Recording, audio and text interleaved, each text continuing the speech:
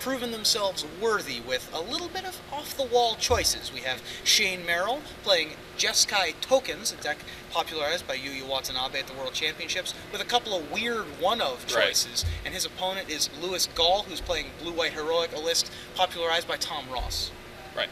Now, in this matchup, it's going to be very interesting to see if the Blue-White Heroic player can create a big enough creature to race with and make it unblockable to get through all the small little blockers that the Ascendancy deck's going to play, and see if he can Voltron him out quickly enough, because once the Ascendancy player gets going, it's really hard to stop him, and we don't have a whole lot of interaction on the blue-white side to stop that. Absolutely, and the blue-white-red deck has a lot more interaction with a full 10 burn spells, in addition to some other tricky things like a one-of Chandra Pyromaster to be able to prevent blocking. So we'll toss it down to the match between Lewis Gall and Shane Merrill. There is Lewis on the left, I believe, and Shane is across the table there. And so these players have been able to fight through this tournament and nice little friendly handshake before the match. Very I like nice. seeing that. I appreciate that. Shane Merrill, by the way, undefeated in the tournament, the #1 overall seed. He has a Jeskai Ascendancy Tokens deck, eschewing the combo in favor of a couple of spicy one-ofs, one Chandra Pyromaster, as I mentioned earlier, a Magmajet, a Stormbreath Dragon, in case his token strategy doesn't pan out the way he wants, and also a Johnny Steadfast as a way to add another Anthem effect. Now we see a big play here out of Gall, where he plays a 1/1, the 1/2 favorite Hoplite, which immediately gets Magmajetted, but God's Willing not only gives it protection from red, it counters the Magmajet, so there's no scrying going on here. And Jeskai Ascendancy is the follow-up on turn 3 for Shane Merrill. Now it's a race. Yep, absolutely. We'll see if Shane is able to put enough pressure onto his opponent Lewis Gall, who has a blue-white heroic deck and already has the train a-going, as he has Ordeal of Thassa to get the second counter, attacks to get the third and draw 2 cards. Now, the important thing in this matchup is getting a creature with 5 toughness in play. Once that happens, all bets are off. You can just start throwing things onto that impunity. It's going to take multiple spells to kill it, and we know the mana cost of most spells being like Lightning Strike being 2, and Stoke the Flames being 4. So generally 6 mana is needed unless you're doing some convokes, some very good convoke tricks. Jeskai Charm might throw a little bit of a wrench in the works. Not only will the 4 damage to the face of Lewis Gall be an impact, but also giving creatures +1/+1 in lifelink is a huge game. Now, I agree with you that Jeskai Charm can definitely throw a wrench in thing. Now, there's only 2. He knows that. They get to see the list ahead of time, so I think you're going to play around more of the 4-ofs in this matchup instead of the 2-ofs, but once the game gets going and he's seen 10 to 15, 20 cards in the deck with Jeskai Ascendancy, then you can maybe think about playing around it, but I don't think you can play around that card in this matchup. As we see Hordling Outburst from Shane Merrill, also going to trigger the Jeskai Ascendancy. Lewis Gall, by the way, has a second copy of a favorite Hoplite that he played last turn. It holds off some tokens pretty well here. You know, a Jeskai Ascendancy trigger will be able to get it through, but Lewis Gall's creatures might actually just be huge at this point in time. We have a 4/5 favorite Hoplite coming into the red zone, as well as a 1/2 favorite Hoplite. And Shane is electing to decide how he wants to block here. It looks like he's going to throw 1 token in front of the 1/2 favorite Hoplite. And it looks like he's going to use a Stoke the Flames, targeting Lewis. Lewis says, "Me? Right, You're pointing that at me?" Well, I mean, he can't actually kill the other Hoplite. It's actually a 4/5 at this point. Yep. So it makes sense to to do 4 damage to Lewis Gall here, because we are in a straight up race mode, and we need to start looting as soon as possible, because we need our treasure cruisers to start being cast as soon as possible. And speaking of looting, we are going to do that. That means draw a card and discard a card off of Jeskai Ascendancy. After the Convoke from the Stoke the Flames, 4 damage to Lewis Gall, and also a trigger on Heroic to be able to save the other favorite Hoplite with Defiant Strike. You know, I've been pretty impressed with Lewis Gall, and the small amount that we've seen him today, he's played pretty well in most of the games, like understanding his matchups, knowing when to go for it and when to sit back, you know, nickel and dime, as you said, the Tom Ross strategy. Also, he's known to play his guys a little off curve in most matchups, just because he knows that he's going to get a removal spell right away, and to play into his God's Willing. 20 life for Lewis Gall. Looks like that's changing to 16 as the Stoke the Flames took him down to that. Shane Merrill at 9 with 2 Goblin tokens that are now entering the red zone into the Hero of Iroas that Lewis recently played. Those creatures are likely going to get to untap thanks to a spell from Shane Merrill. That is going to be Lightning Strike. Now, I think Lewis is deciding on whether he wants to counterspell this. I don't think there's a lot of value in counterspelling this. It's not killing you. You might want to actually, stop at Jeskai Charm, like you said earlier. I think that's the only card that actually matters at this point. When you're this far ahead in a match, even when your opponent has their good thing going, they have Jeskai Ascendancy going. When you're this far ahead in a match, it's good to sometimes take a moment and realize, how am I going to lose here? Like, what series of events are going to make me lose? And then you just play around that. And so Lightning Strike is going to resolve. He discarded Goblin Rabblemaster. I think there's a question of where the Lightning Strike was pointed and where some of the triggers are on the stack at the same time. I think what happened here is that Shane changed life totals before he untapped his Goblin tokens. And so we're going to see if we have a missed trigger here. Right, I mean, these are Mays. Well, the draw card in this card is May. Okay. But it is a beneficial trigger, so Shane may have just missed the trigger, which means that the tokens will not get the +1/+1 and untap effect. So we're going to wait for the judge to make a decision here. I think that was the main impetus for this Lightning Strike, was to be able to not only get in 2 extra damage, but also untap the tokens to play a little bit of defense as well as some offense. Yeah, I expect this match to go, well, we have a minute to talk about it. I expect this match to go very, very quickly, but both guys are going to be able to do what they want to do in this matchup very quickly with very minimal interaction with their opponents. It's going to be kind of like a combo-on-combo matchup. No one's going to die on the spot, but big turns are going to happen. Yep. Who's going to get to kill the other one first? They try to kill you, you try to kill them right back. Oh, nice. Little firefighter quote. I like it. I think whoever's on the play is generally going to be a little favored in the games. It also matters just, what kind of draw they have as well. Yeah. So seems like we're still waiting for a judge ruling here. With the Lightning Strike taking Lewis down to 13. I want to look back at this Jeskai Tokens deck, by the way, because when you have a deck and it's designed by Yuya Watanabe, and then you're like, all right, I don't think Yuya was right with these card choices. What has to happen in your playtesting in order for you to go, you know what, we definitely need one Stormbreath Dragon? See, that's pretty hard, because it's a pretty subjective question. It probably comes down to what he wants, what he thinks he's going to play against. Now, Yuya's a master. We all know that. Playing his decks is sometimes very difficult, because you don't know why he's doing what he's doing. Sometimes you need to play 20 or 30 games to figure out, oh, so this is why this is a 3 of on my sideboard. I'm supposed to do it in this matchup and not in this matchup. And it's very difficult. It's very possible that Shane just wanted to have a more aggressive deck with creatures, so he has his 1 of Stormbreath Dragon instead of his 2 Chandra Pyramasters. I found that sometimes they could be one of the weaker cards in the deck.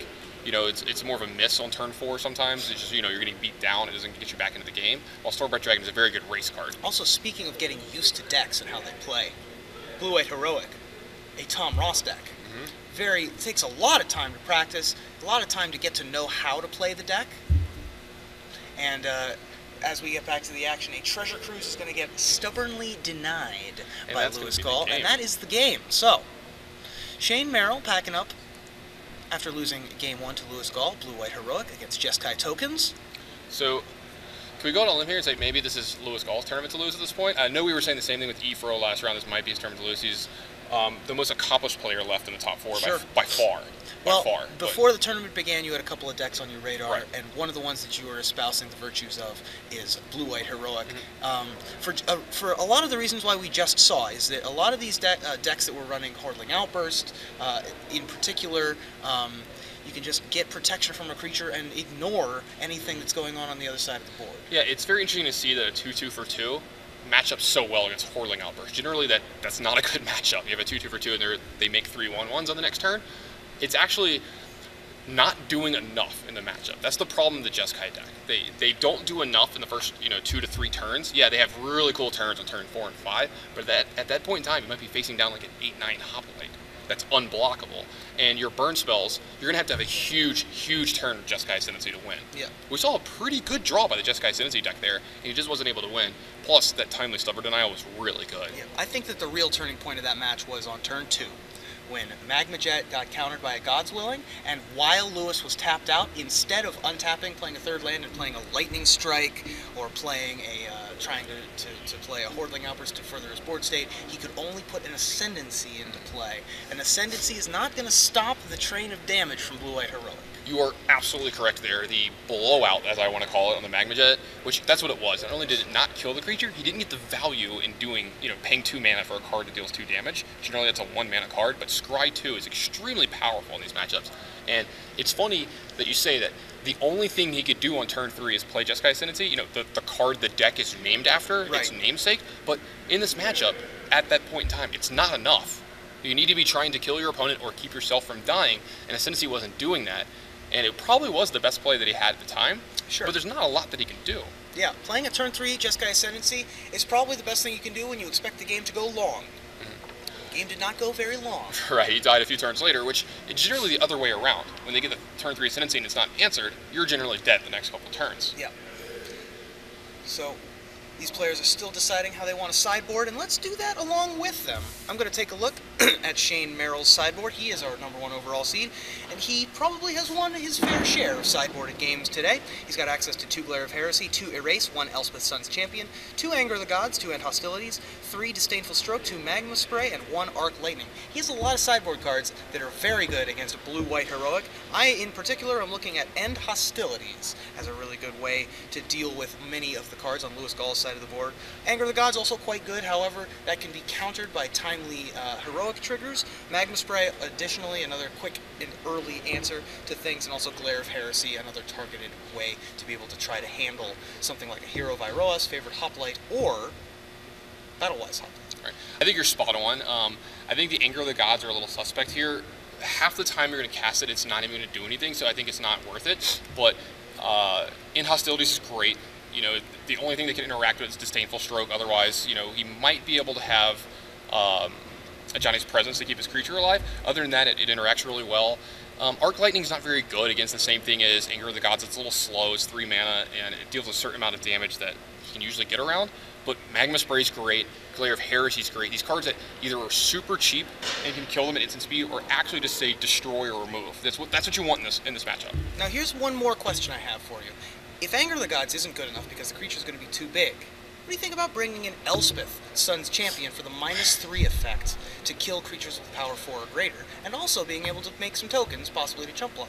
That's an interesting thought. It's not terrible, but if you're boarding in Elspeth for this chance to stop like 8/9s by your opponents, I mean, you're hoping to be losing for your Elspeth to be good at that point. While that is something that could come up, you're boarding in a 6 mana card in a matchup where you want to interact starting on turn 1. Yeah. You want a Magma Spray in your opening hand, that kind of thing. So, I don't know if he's going to go that route, but I wouldn't blame you for doing so. Here's another fun thing that I noticed when I was playing Stormbreath Dragons in my deck up against Blue-White Heroic, that Stormbreath Dragon is a really good defensive card against Blue-White Heroic. Not only does it turn their Stratus Walks off a little bit, it forces their hand a little bit to be able to play proactive God's Willings into your removal spells, and so the Stormbreath Dragon might be coming into play a little bit of a defensive all-star, having protection from most of the cards in Lewis Gall's deck. Yeah, defensive dragons are going to be interesting. It's definitely something that happens a lot in this matchup. You need Aqueous Form generally to get through, or, as you said, an aggressive God's Willing. Lewis Gall's going to gain 1 life off of a Tranquil Cove, and Shane Merrill's going to be the first one onto the board with a Seeker of the Way, thanks to Battlefield Forge, after his turn 1 Mountain. That card's actually pretty important in this matchup. If Shane plays his normal kind of game after casting Seeker of the Way on turn 2, which by that I mean just triggering Prowess a lot, he can actually get to a life total that's going to keep him in the game. It is a race. If you can get upwards of like 28 in this game, it's going to be a little harder for Lewis to, just kill him out of nowhere on turn 2 or 3, over the span of 2 or 3 turns. Shane Merrill, the only one on the board currently with a creature, except for Lewis Gall, has a turn 3 Heliod's Pilgrim. Just going to allow Lewis to search his library for an aura, and it's going to go get Ordeal of Thassa. Shane Merrill does not have a blue mana just yet. His 3 lands are Temple of Triumph, Battlefield Forge, and Mountain. Well, we fixed that with Nomad Monasteries. There you go. One of the best cards in his deck. Just in the nick of time. So Lewis Gall does not have a heroic creature in play yet. Right. It's pretty interesting to see that he kept a hand with no 1-drop, no 2-drop, or no heroic creature, or that we're sandbagging from here. it's entirely possible that we're waiting until turn 4 with all of our protection spells. Got something like Hero of Iroas that we really want to protect, or Battle-Wise Hoplite especially is much better in the late game. So we use Lightning Strike to knock off the Heliod's Pilgrim and also get in for 3 and gain 3 life. And here's another Heliod's Pilgrim from Lewis Gall. He's got a full hand there. He's also got a 3rd copy of Heliod's Pilgrim. I do think it's the only creatures he does have, but he has every other spell that you could ever want in this matchup. So I think that's why he kept his opener, on just the strength of all the other cards in his hand. Yep, and he's going to get a 2nd copy of Ordeal of Heliod. So, Heliod's Pilgrim number 2, getting Ordeal of Thassa, sorry, not Ordeal of Heliod. When you're Heliod's Pilgrim, you expect to be going through Heliod's Ordeal. However, in this particular case, Thassa making a little bit of a challenge for the Heliod's Pilgrim. And he's going to move to the end of turn, discarding Defiant Strike. Shane moves to his main phase, top decks a Flooded Strand, another blue source if he so chooses, and 5 mana. First, we're going to cast Jeskai Charm to put Heliod's Pilgrim back on top of Lewis Gall's library. What do you think about that play? I like this play a lot. It's pretty obvious that Lewis's hand doesn't have any heroic creatures. He's tapped out right now, so we want to resolve this spell, and we want to time walk our opponent. Plus, it gives the Seeker of the Way +1/+1 and lifelink, which is pretty big here. Yeah, and because Lewis had to discard last turn, he's not actually gaining card advantage through these Heliod's Pilgrim searching his library. He's actually electing to not search for an aura now, because he's just going to shuffle his library past the turn with the 3 mana 2/1 as his only play. At the end of the turn, Shane Merrill is going to search his library for an island as his 5th land that he went and got with a Flooded Strand. And so these are using the Griptide mode on Jeskai Charm. All 3 modes on Jeskai Charm are relevant in this matchup, being able to get rid of a huge threat or a troublesome blocker, as well as giving lifelink to all of his tokens, and also dealing 4 damage to the face in a racing situation, which Shane might find himself in very quickly, as he's at 24 and his opponent's at 12, being able to finish him off with a couple of timely burn spells. Yeah, this is the kind of game that Shane wants to play. Lewis's hand wasn't that great this game, but he definitely wants to play like a tempo game, gain some life here, deal enough damage, draw a few extra cards, and just control the board, not get Voltroned out of this game, as we like to call it. Yep, and speaking of drawing some cards, Charger Cruise, 3 for 1. Not since Muldrifter was printed has a common been a 3 for 1, and Treasure Cruise being 1 mana, being much cheaper. This one in particular costing 5, which that's reasonable. It's a good rebate. Mysteries of the Deep never sounded so good. And so Lewis actually found himself a creature. It's not a heroic creature, but it is a king. Yeah. Brimaz, King of Oreskos. Yeah, which is coming in from the sideboard just because it has 4 toughness. Yeah. And so Brimaz goes alongside Heliod's Pilgrim, standing on defense a little bit, and it looks like Shane can do nothing but pass to Lewis at 9 life. Shane at 27, pretty close to the number you said that he needed to be at. But this Brimaz is going to make things a little bit awkward for Shane, with having Vigilance, making extra creatures, being able to be both a large threat in and of itself, and also making a team alongside. So it's going to be tough to block and also trade with efficiently. Now, if I was Lewis, I would be worried about getting burned out here. The way Shane's played this game with a couple cards on his hand, he's either on blanks or burn spells. And because Lewis didn't search out the Ordeal of Heliod, it makes me think that Lewis has it in his hand. Right, it's very possible he has it in his hand, because I don't think I would board that one out in this matchup since it's pretty racy, and gaining 10 life might be the difference between losing and winning in this matchup, because, as I said, it's about big turns on either side. Ordeal of Thassa goes on Brimaz, King of Oreskos. A cat soldier joins the fray. The Seeker of the Way stands in front of it, and Shane takes 4, falling to 23. Shane is going to cast Lightning Strike, knocking Lewis down to 6. Just so we know, it's very important, actually, that Brimaz has 4 power here. Stubborn Denial is actually a counterspell now. Ah, yes. And he might be able to keep himself from getting burned out. We might see a pretty nice turnaround here over the next turn or two. It's going to be pretty difficult for Shane to deal with this 4/5 Brimaz, King of Oreskos. Yeah, if he has the Ordeal of Heliod this turn, also drawing 2 cards and gaining 10 life is going to be a huge game. Yep. I also see a God's Willing in Lewis's hand. in addition to the second copy of Ordeal of Thassa that we knew was there already. I'm seeing another copy of Treasure Cruise as well. Shane searching for a couple more spells here. Yeah, we're looking for burn spells here. Try to finish the game off. I see a Glare of Heresy. That's a really big draw. That's a good draw. Unfortunately, Lewis does have the God's Willing in his hand. Yeah, which is going to get fired off right here. There's God's Willing, protecting from white. That was a snap keep on the Scry, too. It's probably a land to let him just unlock his hand and play multiple spells in a turn here. Yep, looks like a Plains to me. Yep. There is the Plains on top. He also has a copy of Dig Through Time, does Lewis, which much later in the game will be able to refill his hand as well. I have a feeling it's not going to get cast this game. No. Not having the double blue, obviously, is... Oh, right. He only has the Plains in play. Right. Attacking once again, Ordeal of Thassa up to 2 counters. The cat token getting eaten by the Seeker of the Way. Lewis is in a pretty precarious spot here. He's actually just dead to any running burn spells out of Shane's deck. He needs to find a way to gain life pretty soon, which he doesn't have that many ways in his list. He has a couple Seeker of the Ways and the Ordeal of Heliod that we spoke of, but the Stubborn Denial in his hand is worth a good bit of life itself. Yeah, that's going to be able to counter the first or most powerful of the burn spells that he happens to see. And right now we're going to see a Goblin Rabblemaster enter the battlefield for Shane Merrill. Also another Seeker of the Way, just adding some more bodies to the board, as well as a third land. So Shane is presenting a slightly wider offense here. Right here's the cat token. Offering a cat token for the Rabblemaster, but Shane and Lewis both know that that Rabblemaster token is probably just going to get eaten immediately. Well, what happened was they had to have a token happen from the Goblin Rabblemaster attack. He blocked his Brimaz, so a token has to be made. He was asking him if, to order blockers. Oh, if he deals the block. Yeah, to order blockers. So the Goblin token killed the cat token. Right. I see.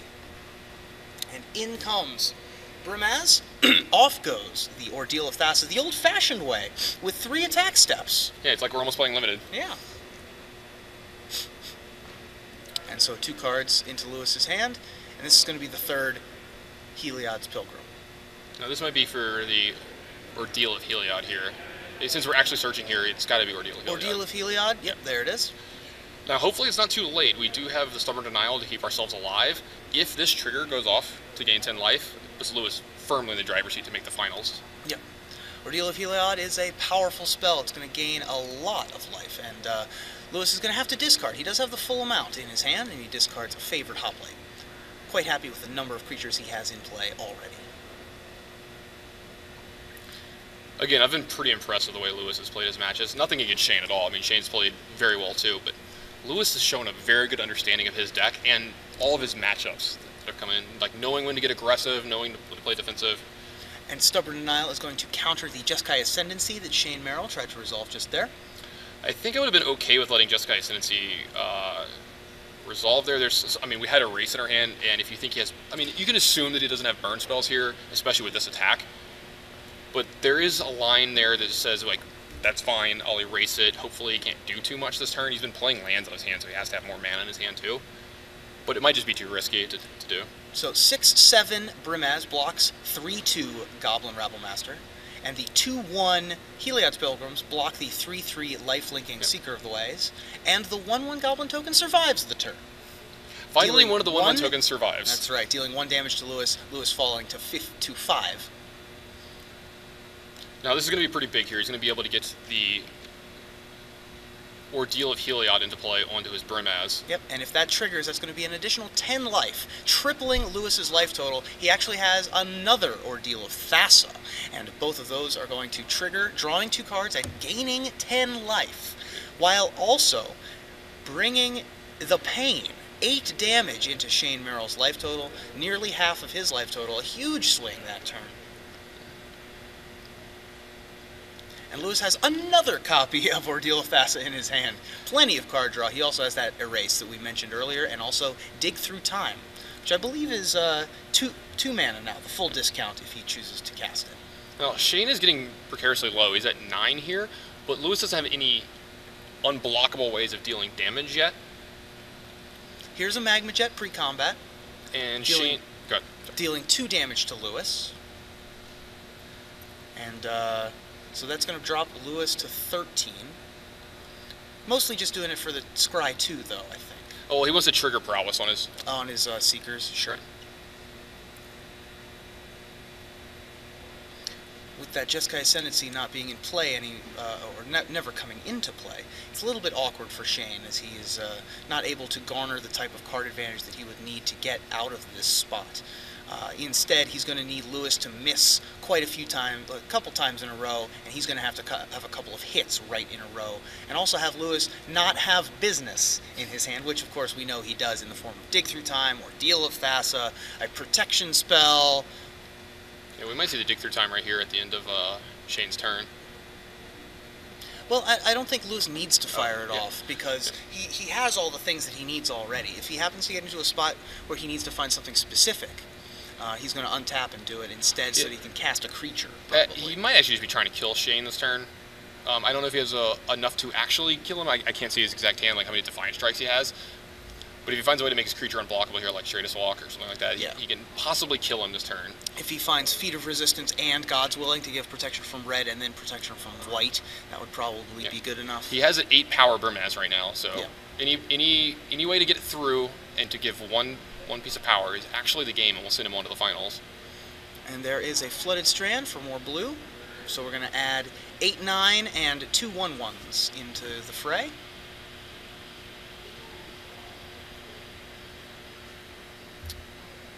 I would have much rather seen the Magma Jet get cast on defense here, like triggering the prowess when we're blocking, because we definitely cast a Magma Jet and didn't attack one turn, which is actually losing out on some value we really needed to gain some life. And there's the Stormbreath Dragon. There's that defensive Stormbreath Dragon I was talking about. Also, by the way, Lewis has the full 7 cards in hand, so the monstrous on Stormbreath Dragon is a little bit relevant. I'm sorry, I got a little bit excited there, but we aren't that far away from the feature match area, so I guess I should keep my voice down. But keep in mind that the monstrous on Stormbreath Dragon, which costs 7 mana to monstrous, would add 3 +1/+1 counters to the Stormbreath Dragon, and also deal X damage to Lewis, where X is the number of cards in Lewis's hand.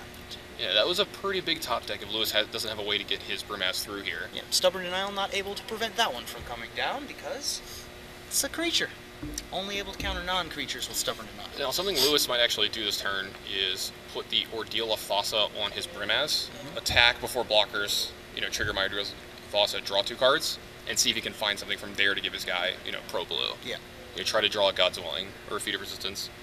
Depends on the makeup of his deck after sideboarding. We don't know exactly how he sideboarded, but it looks like this play might actually just be happening. Ordeal of Thassa onto the Brimaz. We have another copy of Brimaz off the top, does Lewis Gall, who sits at 12 life to Shane Merrill's 8. And with the full grip in hand, deciding how he wants to proceed, and Ordeal of Thassa is going to trigger. Whoa, buddy. We haven't gotten to blocks yet. Yep, haven't gotten to blocks just yet. So, it looks like blocks are going to resolve, though. And the cat token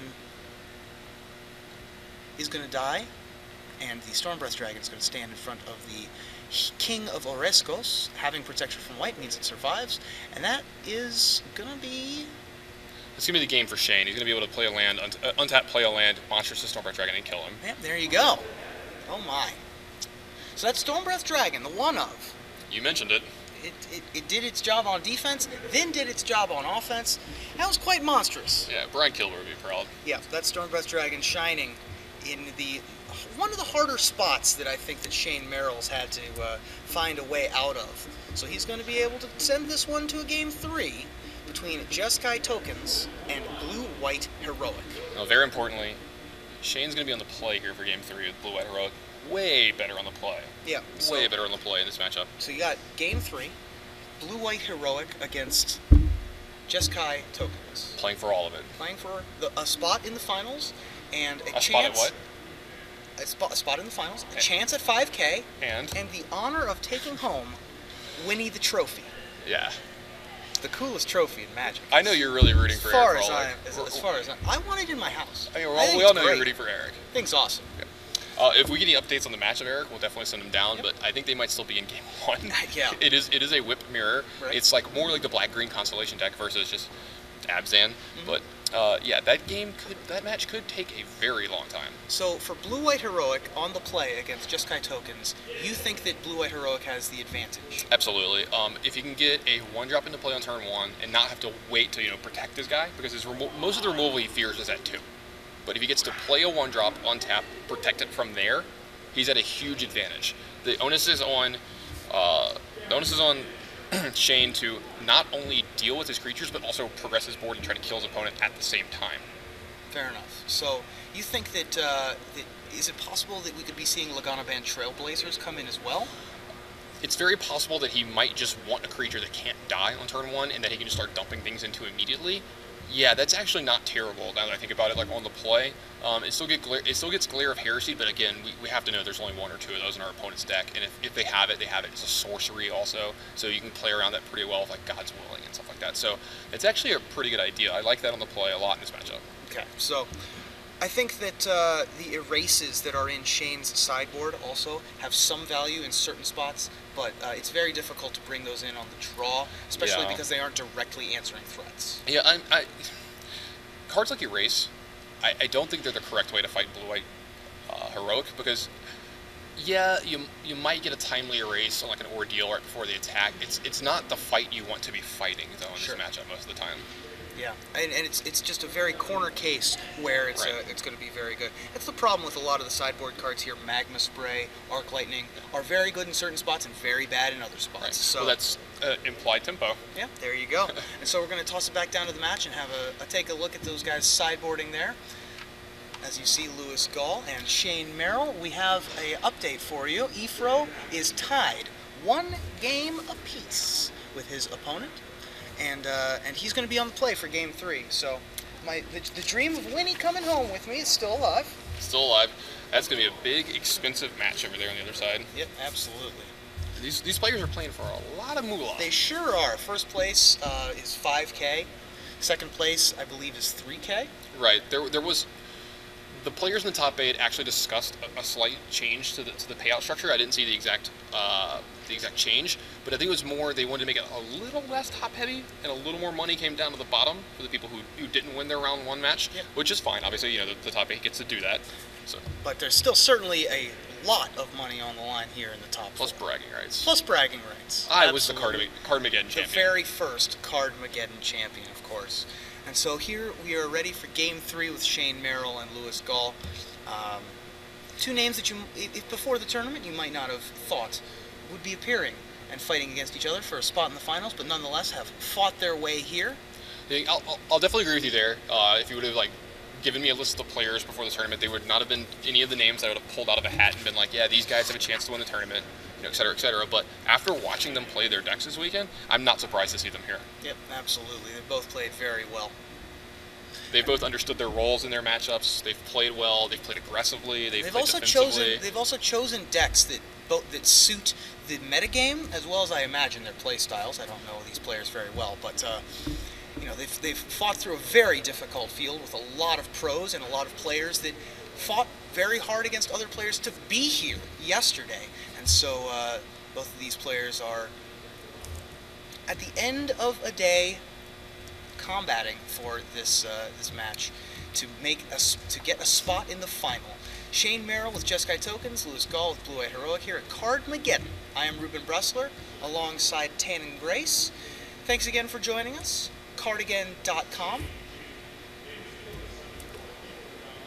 And it looks like Lewis has mulliganed to 6 on the play, and he has decided to keep his opening 6, beginning with a Temple of Enlightenment. Yeah, I didn't see the exact name, but I think we might have kept a 1-lander here. We scried to the bottom, so hopefully there's a land on top if we did keep a 1-lander. Oh, he's got another one, okay. We have a tapped land. It is a Tranquil Cove. Or no, it's not a Tranquil Cove. It's another Temple of Enlightenment. He does have a Tranquil Cove in his hand. Okay. He juked you. He did juke me. Shane Merrill, meanwhile, also has 2 comes into play tapped land. Nomad Monastery and Temple of Triumph. And so Lewis has an untapped land, and he's going to play Battlewise Hoplite with a blue and a white available. 2 Stubborn Denials in hand as well. Oh, and now we have a discard from Shane Merrill with no 3rd land. Oh, no. Not like this, Reuben. Yeah. Shane, not like this. Shane kept what I imagine is a pretty darn good two-lander. And with this getting up to 4 power and having 2 Stubborn Denials in his hand, we might see a really, really fast game 3. Yeah. We have a 4/4 in play. That's an Ordeal of Thassa on a Battle-Wise Hoplite. We also had a Scry trigger. There is a Seeker of the Way and a pass from Shane Merrill. Sort of threw the Seeker of the Way into play there. The body language, not the most positive from Shane there. And a 5/5 Battle-Wise Hoplite getting into the red zone with 2 Stubborn Denials in hand. It's going to be tough for Shane to come back here. Yeah, Shane's deck really starts operating at 3 mana. I mean, he has a lot of really good 2-mana spells, but it really starts going at 3. So not getting the 3rd land is usually going to spell doom for this Jeskai Ascendancy deck. So here's Heliod's Pilgrim getting another copy of Ordeal of Thassa, keeping the train going. 2 more cards, another 2 power on that Battle-Wise Hoplite. And Stoneforge Mystic is a hell of a card. Yeah. Well, it's making it look quite good here. See if Shane can find a 3rd land. Doesn't look like he found it. Well, you drew Erase, So we were talking about bringing in Erase for this matchup. It's a very corner case scenario. This card of Jeskai Ascendancy, I imagine he has another copy of that in his hand. The Erase is going to counter the card draw from Lewis. Well, I don't think he's ever going to have time to cast Jeskai Ascendancy in this game, even if he gets back into it over the next turn or 2. So the Ordeal is going to resolve, and then it's going to get erased. Right. But Stubborn Denial is going to counter that, as a matter of fact. And Shane decides that he's seen enough. Lewis attacks with his Battle-Wise Hoplite. He's going to draw 2 more cards. And it looks like Lewis Gall is going to make the finals here of CardMageddon, defeating Shane Merrill 2-1. Now, Lewis doesn't seem super happy about winning. You know, he's not showing his emotion in his face. It's probably out of respect of his opponent not playing much in Game 3. You can definitely see the defeat in his opponent's face. I mean, we talked about it. It's really hard to play for 2 days, get to this big of the spot, and have yourself lose that way. Yep, absolutely. Nobody wants to go out like that. Yeah, it's a tough spot to lose there, so, obviously condolences to Shane Merrill, our #1 overall seed. Falls in the top 4 to a blue-white heroic deck. Congratulations to Lewis Gall, moving on to the finals. He's going to play the winner of Eric Froelich and his opponent. Do you happen to have the pairings?